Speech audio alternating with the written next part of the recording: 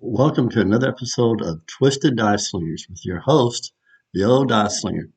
Okay, guys, before you might notice that I'm not appearing on the screen.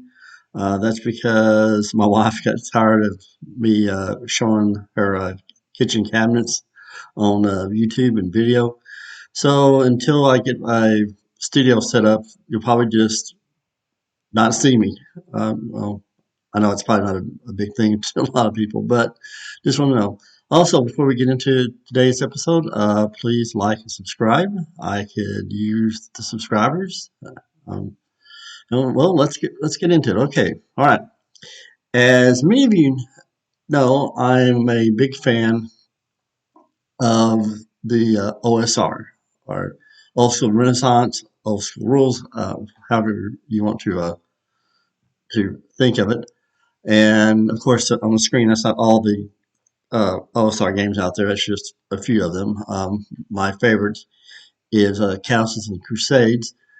And I've noticed something that compared to, let's say, D&D 5e, it can be hard to recruit new players.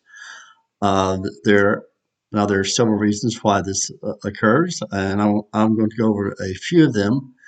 And now, let me state right off that this list is by no means comprehensive.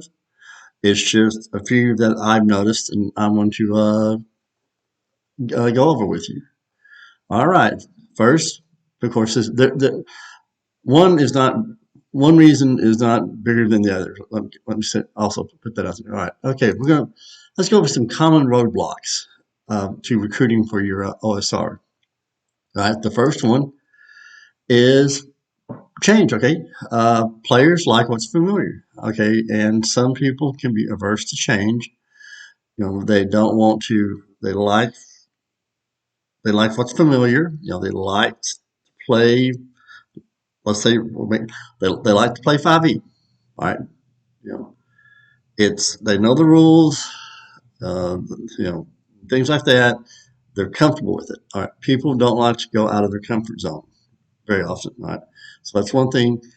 Uh, People being averse to change is going to be something that you're going to run up against as you try to recruit for your OSR game. All right. And now another thing would be money. All right.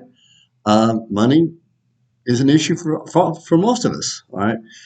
People have put a lot of money into their gaming supplies or their books, and people, they've invested all that money, you know, hard-earned money into books for the system that they're currently playing, and they may not feel like going out and buying more books, especially if they feel that it's going to be just a one-time or only a couple time thing. So, but again, money, people not wanting to buy new books is something that you're going to run into when you try to get people to your table for your OSR game.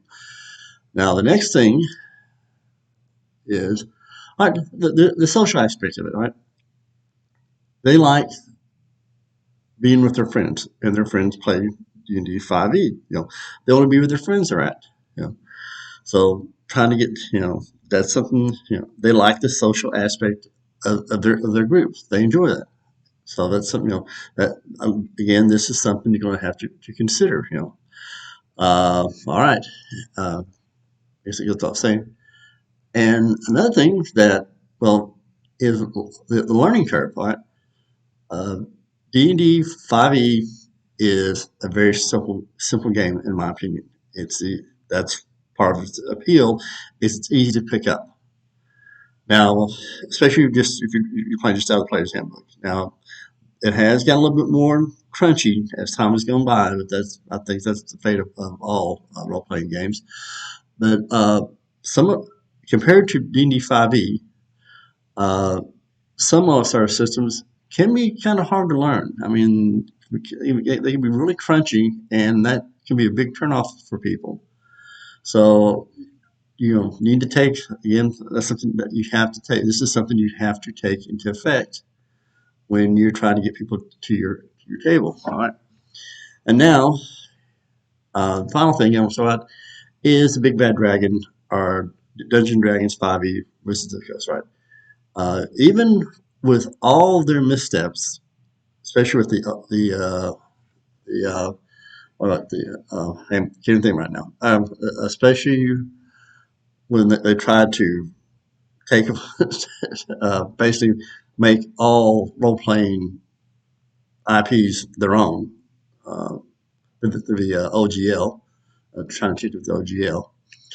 Anyway, even with this, with that, Dungeons and Dragons is still the most popular, the most well known role playing game in the world. I mean, you're not going to just everyone knows about it. You know, going up here, so you have to be smart when you're going up against things like that, against the D5e. Don't say it's better because that's subjective. Just I just tell people, hey, let's try something different. Just kind of, and I tell them, hey, it's kind of like what D&D used to be like, especially with Castles and Crusades. Just a little bit better, in my opinion. Anyway, so you're going up against the dragon, and you have to be smart and try to get people away from D&D into OSR. The best way is don't don't run it down. Just say, hey, this game system is a little bit different and you might like it. And my suggestion was, don't try to at first don't try to recruit for a campaign. Try to do like one shots. Get people familiar with the system that you're running. And you're not going to not everyone's going to like what your system that you're running or the OSR. Some I'm going to play once and they'll go back to D&D. But if you work at it and you recruit smart, you can get a group going. I'm not saying it's going to be easy, but anyway, that's all I've got for today. I hope everyone can get the weekend coming up, and I hope everyone has a good weekend. And until next time, keep slinging those dice.